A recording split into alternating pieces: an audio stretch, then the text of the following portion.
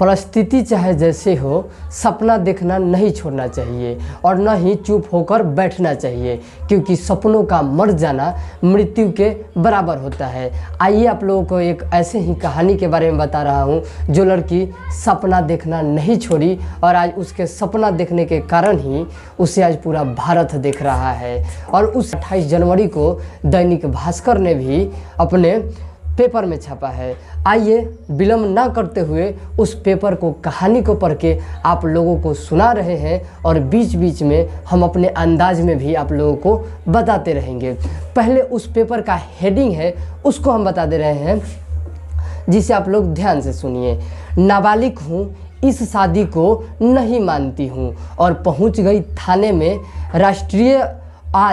राष्ट्रीय स्तर पर फुटबॉल में बना रही है अपनी पहचान। ये पेपर बात था, हम इसे अपने भाषा में आप लोगों को समझा रहे हैं। नाबालिग में ही उसका शादी हो गया और उस शादी को न मानते हुए वो थाने में पहुंची और जाकर वो थाने में बोली कि मेरा नाबालिग में शादी हो गया है और वो आज राष्ट्रीय स्तर पर फुटबॉल में अपना पहचान बना रही है। एक कहानी और आगे जाकर रोमांचक होती है, तब तक आप पूरे कहानी को सुनिएगा और हम स्टार्ट करते हैं इस पेपर की कहानी को। आइए उसके बाद में इसका कहानी है जिसके साथ मैं स्टार्ट किया था।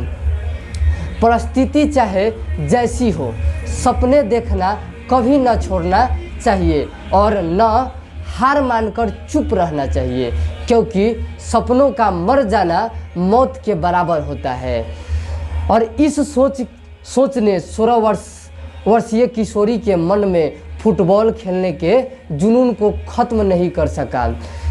देखिए, यही शायरी जो हम पहले स्टार्ट किए थे, वही शायरी ने 16 वर्ष के किशोरी, जिसे लड़की कहा जाता है, 16 वर्ष के लड़की के मन में जो फुटबॉल खेलने का जुनून था उसे नहीं ख़त्म कर पाया। इस कहानी को और आगे चलते हैं। उसके बाद में है, विवाह को न कहकर राज की एक बेटी ने न सिर्फ अपने सपनों को सच कर रही है बल्कि हजारों लड़कियों के लिए प्रेरणा बन गई है। और बाल विवाह को ये लड़की न मानकर और आज वो सिर्फ अपना सपना ही नहीं सच कर रही है बल्कि वो हजारों लड़कियों के लिए प्रेरणा बन गई है। और जो लड़की जो है शादी करके घर में बैठ जाती है, उनके लिए प्रेरणा बन रही है। जिसे करने का कुछ जुनून होता है, किसी का जो सपना होता है, उसे साकार करने के लिए ये लड़की उस सारे लड़कियों के लिए प्रेरणा बन रही है। ये हार नहीं मानी है, इसलिए आज इसके कहानी हम भी सुना रहे हैं और आज पूरा भारत जान रहा है। इस कहानी को और आगे आते हैं क्योंकि मज़ा और कहानी के बाद में है और इससे आप लोग इतना ज़रूर सीख लीजिएगा कि सपना देखना नहीं छोड़ना चाहिए, चाहे परिस्थिति जैसी हो। आते हैं आगे। और वह राष्ट्रीय स्तर के फुटबॉल खेल रही है, वह भी बालिका गृह में रहकर।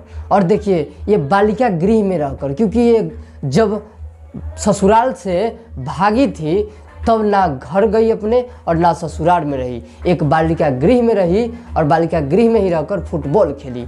आगे आइए, वह भी बालिका गृह में रहकर। यह कहानी है बेगूसराय के बालिका गृह में रहने वाली किशोरी की। और ये कहानी जो है बिहार के बेगूसराय ज़िले के है। और ये जो बालिका है बेगूसराय के बालिका गृह में रहकर ही फुटबॉल में अपना परचम लहराई है। आगे इस कहानी को और आते हैं। साल 2022 के नवंबर में यूनिसेफ की ओर से अंतर्राष्ट्रीय बाल दिवस पर उसका चयन दिल्ली में आयोजित अंतर्राष्ट्रीय फुटबॉल खेल के लिए हुआ, जहां सचिन तेंदुलकर और आयुष्मान खुराना के सामने फुटबॉल का प्रदर्शन करने का मौका मिला। देखिए, जो हार नहीं मानता है, 2022 के नवंबर में इसका किस्मत खुला और 2022 के नवंबर में अंतर्राष्ट्रीय बाल दिवस पर इसे दिल्ली में अंतर्राष्ट्रीय लेवल पर खेलने का मौका मिला। और वो भी देखिए किसके सामने, क्रिकेट का भगवान सचिन तेंदुलकर, जो क्रिकेट का भगवान कहे जाते हैं, उनके सामने, जिनके चेहरे को देखने के लिए हम सब लाखों करोड़ों लोग सपना देखते हैं। टीवी पर हम लोग तो सब देखते हैं, लेकिन फेस टू फेस देखने के लिए हम लोग सपना देखते हैं। उसके सामने इस लड़की को फुटबॉल खेलने का मौका मिला। इससे बड़ा किस्मत क्या हो सकता है? और ये सिर्फ हार ना मानने की कारण है। कहानी में और मज़ा इससे बाद में है। आइए अब आपको एक कहानी के बाद वाले हिस्से सुनाते हैं। अब समाज कल्याण विभाग खेल प्रशिक्षण के लिए दूसरे राज्य में भेजने की तैयारी हो रहा है। साल 2021 वह 10वीं की परीक्षा पास कर समाज कल्याण विभाग खेल प्रशिक्षण के लिए दूसरे राज्य में भेजने की तैयारी हो रहा है। और इसे अब समाज कल्याण खेल प्रशिक्षण के लिए दूसरे राज्य में भेजने का भी तैयारी हो रहा है। और अब इस कहानी का और दूसरा बात, साल 2021 में ये मैट्रिक का परीक्षा दी थी। और सोचिए साल 2021 यानी कि तुरंत ही बीता है। और साल 2021 में जब यह मैट्रिक का परीक्षा देकर आई, तब इसके माता पिता ने ज़बरदस्ती इसका शादी कर दिया। मैट्रिक का लड़की का उम्र कितना होता है आप लोग भी जानते होंगे। और बाल विवाह के मतलब ही आप लोग जानते होंगे कि जिस लड़की के 18 साल से पहले शादी कर दिया जाता है वो बाल विवाह में आता है, जो कानूनी अपराध है। और उसके बाद में और इसे ज़बरदस्ती, माता पिता के ज़बरदस्ती से इसकी शादी हो गई। और आइए कहानी के और थोड़ा सा आगे चलते हैं। पर नहीं रहना चाहती थी क्योंकि वह आगे के पढ़ाई करना चाहती थी, लेकिन ससुराल वाले ने उसे पढ़ाने से मना कर दिया था। और वह यह भी कही घर वाले से कि मैं इस शादी को नहीं मानती हूँ। तब उसके माता पिता ने भी उससे नाता तोड़ लिया। सोचिए उस लड़की पर उस समय क्या गुजरता होगा, हम लोग समझ सकते हैं। जब हम लोगों को ये पढ़ने में और सुनने में जितना आसान लग रहा है, शायद उसकी ज़िंदगी उस समय उतनी आसान नहीं होगी। सोचिए उस समय में वो हार नहीं मानी, और हार ना मानने के कारण ही आज उसे पूरे भारत जान रहा है।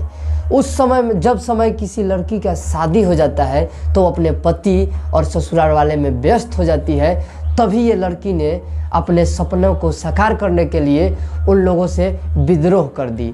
कहानी इससे आगे और मज़ा वाला है। आइए, एक दिन वह जो है ससुराल से भागकर थाने में पहुंच गई और थाने में जाकर बोली कि हमारा बाल विवाह करा दिया गया है, जो कि कानूनी अपराध है। और वह वहाँ जाकर बोली कि ना मैं ससुराल में रहना चाहता हूँ और ना मैं अपने मायके जाना चाहता हूँ। और मायके को हम लोग आम भाषा में नैहर कहते हैं। नैहर जो उसका खास जहाँ जन्म हुआ था वहाँ, क्योंकि उसके घर वाले ने उससे कह दिया था कि तुम्हारा ससुराल ही अब घर है। इसलिए वो ना ससुराल में रहना चाहती थी और ना अपने घर जाना चाहती थी। वो सिर्फ अपने लक्ष्य को प्राप्त करना चाहती थी, क्योंकि वो उसका जिद था और जिद के आगे कुछ भी नहीं टिक सकता है। जब आपको कुछ पाने का जिद हो और कुछ अच्छा करने का जिद हो तो उसके आगे सब कुछ हार जाता है। आइए उसके बाद में, और थाना के पुलिस ने भी उसको बाल गृह में बेगूसराय के बाल गृह में जाकर उसको रख दिया। और वहीं से वो फुटबॉल खेलकर आज पूरे देश में अपना नाम रोशन कर रही है। उसका फुटबॉल खेलने का जो है, उसके गार्जियन को शुरू से ही, उसके माता पिता शुरू से ही नहीं चाहते थे कि मेरी बेटी जो है फुटबॉल खेले, क्योंकि उसके फुटबॉल खेलना उसके गार्जियन को नहीं पसंद था। फिर भी ये हार नहीं मानी और आज पूरे देश में अपना परचम लहरा रही है। तो बस इस वीडियो बनाने का एक ही मकसद है कि आप अपने सपनों के आगे हार मत मानिए। परिस्थिति चाहे जैसी भी हो, आप जो सपना देख रहे हैं उसे पूरा करने का जो ताकत है सिर्फ आपके अंदर है। आप चाहेंगे तो आप कुछ भी कर सकते हैं। और मेरे माता पिता से भी विनती है, जो माता पिता जो इस वीडियो को देखेंगे, आप अपने बच्चों से इस प्रकार का काम मत कीजिए। उसका सपना जो है उससे मत छीनिए। बाल विवाह करना कतई उचित जो सपने देखते हैं वो सपना देखिए और औकात से ज़्यादा सपना देखिए, क्योंकि लोग कहते हैं कि औकात में रहकर सपना देखो, और मैं कहता हूँ कि औकात से बाहर सपना देखिए, क्योंकि जब तक आप औकात से बाहर सपना नहीं देखिएगा तब तक जो है अपने औकात से बाहर नहीं निकल पाइएगा। अपने सपनों के लिए किसी का राय मत सुनिए। मैं ये नहीं कहता हूँ कि आप गार्जियन का बात मत मानिए, लेकिन आपके सपनों के लिए कोई कहे तो ज़रा उन पर गौर कीजिएगा। बस यही ये जो मेरा प्रयास है, आप लोग बताइएगा कि आप लोगों को कैसा लगा। बस आखिरी में एक ही शब्द कहूँगा, जय हिंद।